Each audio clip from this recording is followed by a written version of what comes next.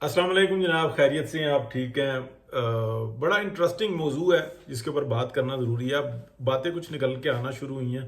ये बातें मैंने आपको तकरीबन 2-3 हफ्ते पहले से बताना शुरू की थी, लेकिन अभी काफ़ी बड़े बड़े सहाफ़ी जो उनसे ना वो बता रहे हैं, तो डेफिनेटली एक बड़ी आवाज़ होती है, एक छोटी आवाज़ होती है।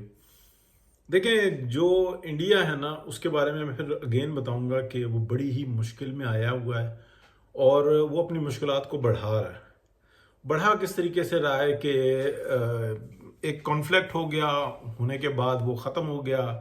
इंडिया को चाहिए था कि वो हर तरफ जो है एक अपने पैगामात लेके जाता और अपनी बात बताता। दहशतगर्दी का जो मनगढ़ंत बयानी है उससे वो पीछे हट जाता और अपने जो इकोनॉमिकल इश्यूज हैं उनको फोकस करता। टैरिफ का मसला जो है चाइना ने सॉल्व किया अपने लिए। उन्होंने मुख्तलिफ स्ट्रेटजीज बनाई हैं। उन्होंने जो रेयर अर्थ मिनरल्स और मेटल्स का मामला है उसके अंदर पाकिस्तान को डील दे के अमेरिका के आगे कर दिया है। और कुछ दिनों में बड़े सहाफ़ी जब बता रहे होंगे तो ये बात आम हो जाएगी कि ये जो डील है जो पाकिस्तान की जानिब से आर्मी चीफ ने वाइट हाउस को दी है, इसके पीछे चाइना है। और उन्होंने अपनी बातें बताई हैं कि भाई हमारा सी पैक का मामला है, हम कितना मजीद लेट करेंगे। हमने इस खत्ते को आबाद करना है जहाँ पे चाइना का 60% है, उसकी 6% टोटल आबादी है और वो वहाँ पे एग्रीकल्चर के पॉइंट ऑफ व्यू से वो बहुत बड़े पैमाने पे इन्वेस्टमेंट कर रहा है। लेकिन ऐसा नहीं हो सकता कि उसको एयर लिफ्ट किया जा सकते। उसके लिए बहुत बड़ा इंफ्रास्ट्रक्चर बनाना पड़ेगा, ट्रेन नेटवर्क चाहिए, उसके लिए पानी के रास्ते बहुत अच्छे चाहिए। उनके लिए पाकिस्तान को as a business model, as a business market बनाकर जो है ना अपने खत्ते को जो है ना मामलात को संभालने होंगे। तो इस हवाले से प्लस ये है कि उसी एरिया के अंदर चाइना के पास बहुत ही बड़े पैमाने पर ये रेयर अर्थ मेटल्स और मिनरल्स दोनों मौजूद हैं। उसके बाद अगर आ जाते हैं तो पाकिस्तान के पास आ जाते हैं। ये शुमाली एरिया जाता है, इसके अंदर है। अच्छा, दुनिया को खबर तो है, खबर तो पहले से थी, लेकिन वो रेयर अर्थ मिनरल्स की नहीं थी, रेयर अर्थ मेटल्स की नहीं थी, बल्कि वो प्रीशियस मेटल की थी। यानी कि सोना, चांदी और इस तरह की जो दीगर धातें जो बहुत कीमती हैं, जिसमें प्लेटिनियम, प्लेटिनियम, रोडियम ये आ जाते हैं।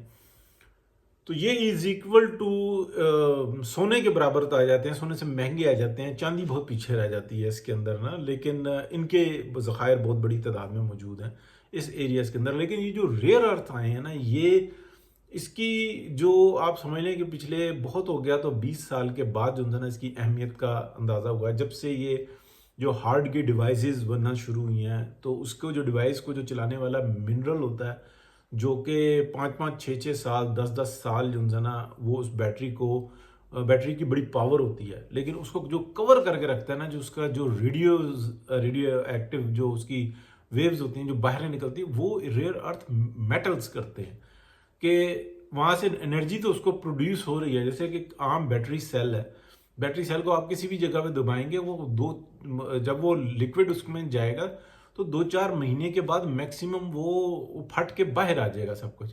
प्लस ये है कि उसके अंदर इतनी ताकत ही नहीं होती थी कि वो किसी चीज़ को 1 महीना तक चला सके। बहुत जो अच्छी आपकी जो बैटरीज हैं वो इससे ज़्यादा की ताकत नहीं रखती। लेकिन जो हार्ड के लिए डिवाइसेस लगी हुई हैं उनके अंदर क्या सिस्टम होता है, पूरा मैकेनिज्म होता है, लेकिन उसको कि वो इन्फेक्शन भी ना करे, वो जो उसकी रेडिएशंस हैं वो भी बाहर ना आए, ये रेयर अर्थ मेटल्स करते हैं।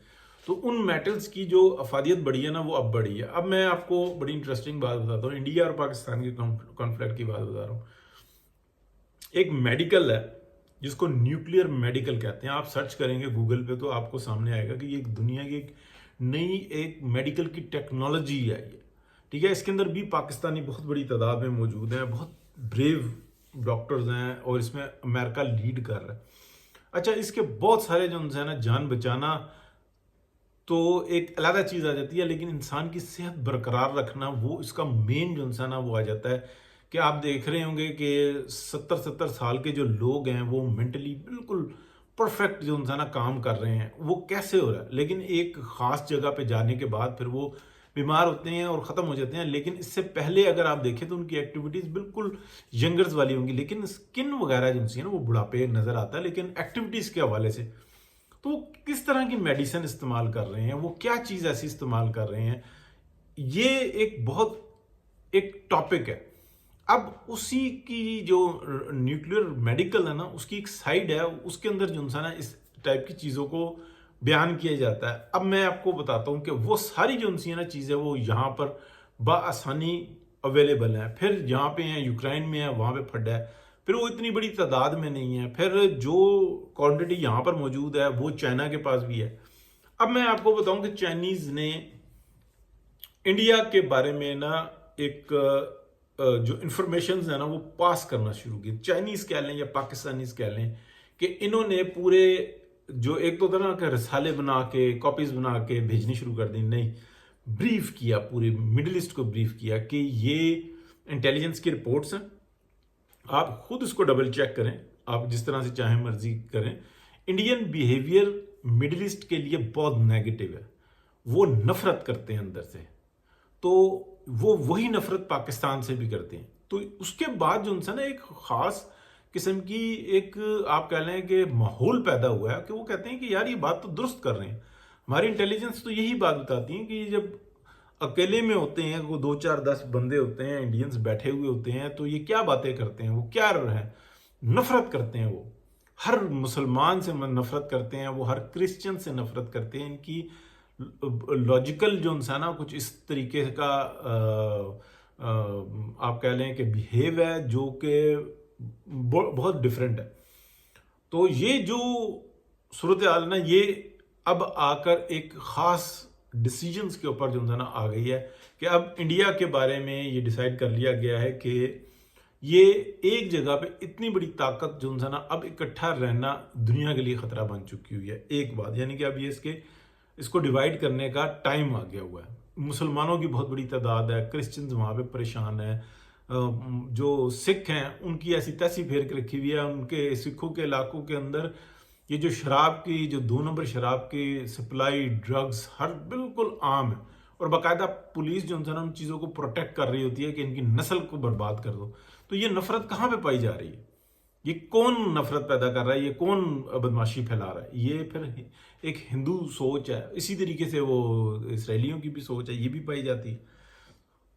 اب ہوا کیا ہے کہ یہ جو ایک ریسرچ ہے نا اس کے اندر پاکستان تو آگے جا رہا ہے, دنیا کو جانتا ہے کہ بھائی دنیا آگے جا رہی ہے, ہم اس کے لیے یہ سہولت فراہم کر سکتے ہیں. وہ سہولت چائنا نے کیوں کہی, ٹھیک ہے نا, یہ جو rare earth minerals and metals کا جو ایشو ہے اس کے اندر چائنا نے کیوں کہا, کیونکہ لیٹ سپوز یہ ایک بڑی تعداد امریکہ کو چلی جاتی ہے. امریکہ ایک اپنی جو ایکسپرٹیز ہیں وہ اس کے اندر شو کرتا ہے اور اپنے آپ کو سالوں کے اوپر آپ اپنی لائف بڑھا لیتا ہے.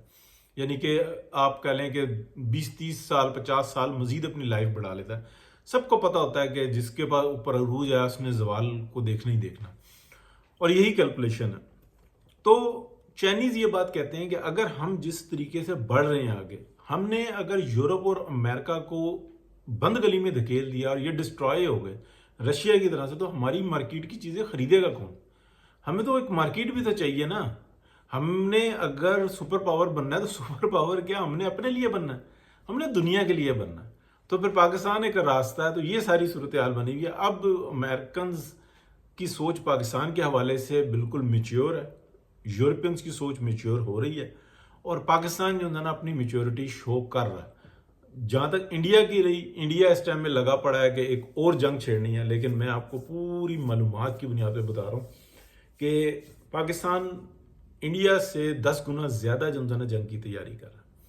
لیکن اس دفعہ جو ہے نا ہر طرف یہ میسیجز دے دیے گئے ہیں کہ اب ہمارا ہاتھ کوئی نہیں روکے گا. اس لیے نہیں روکے گا کہ ہم نے پہلے اس جگہ پہ جا کر رکے تھے کہ جہاں پر ہم نے سب کچھ 3-13 کر دینا تھا ان کا, لیکن ہم رک گئے تھے کہ یہ معاملات ان بیلنس نہ ہو.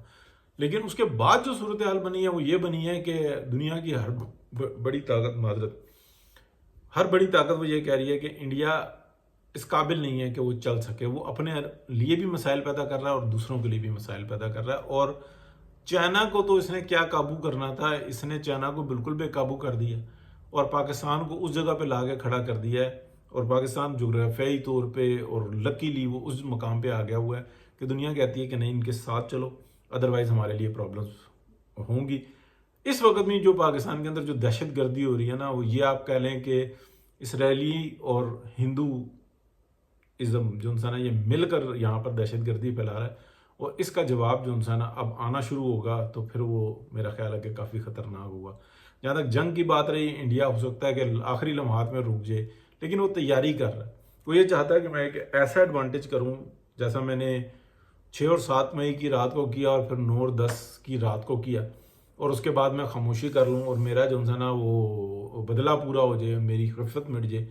تو ادھر پاکستان جو ہے نا وہ اس تیاری کے اندر ہے کہ اس دفعہ ہم نے چھوڑنا ہی کھ نہیں۔ اور جس میسج کو یہ کہہ رہے تھے کہ جناب وہ نیوکلیئرز کی استعمال کی جو ایک وہ ہوتی ہے، جو کمیٹی ہوتی ہے، اس کا اجلاس بلا لیا گیا، نہیں ہوا تھا ایسا، یہ میڈیا پر خبر چل گئی تھی۔ ایکچولی پاکستان نے یہ بات کہی تھی کہ ہم اب انڈیا کے اکنامک زون کو ہٹ کریں گے۔ یہ سب سے بڑا جو تھریٹ تھا جس کے اوپر انڈینز کی ہاتھ پیر پھول گئے تھے۔ مودی صاحب کو تو ان چیزوں کا پتہ ہی نہیں تھا، مودی صاحب تو پاگل ہوئے ہوئے تھے اور ابھی تک پاگل ہوئے ہیں، اور ان کی جو اوپر کے لوگ ہیں، لیکن نیچے والے جو یہ بات جان گئے تھے کہ انڈیا کے پاس بہت بڑی کوئی گیم نہیں ہے کہ وہ اپنے آپ کو سنبھال سکے، کوئی اتنا بڑا خزانہ نہیں ہے کہ دنیا کے اندر بلے بلے ہوئی۔ یہ چند ایک چیزیں ہیں جس کے اندر ان کی ایکسپرٹی بہت اچھی ہے، وہ پاکستان نے ٹارگٹ لاک کیے ہوئے ہیں، اور ابھی بھی جو وہ بڑی تعداد میں لاک کیے ہوئے ہیں کہ نہیں وہاں سے نہیں، یہ ان کا جو دانا پانی روک دیں گے، پھر ان کو پتہ لگے گا کہ جنگ ہوتی کیا ہے۔ جہاں تک بات رہی ایکسپرٹیز کی، اللہ کی ذات ہے بہتر کرنے والی، محنت تو یہ پوری کرتے ہیں پاکستانی۔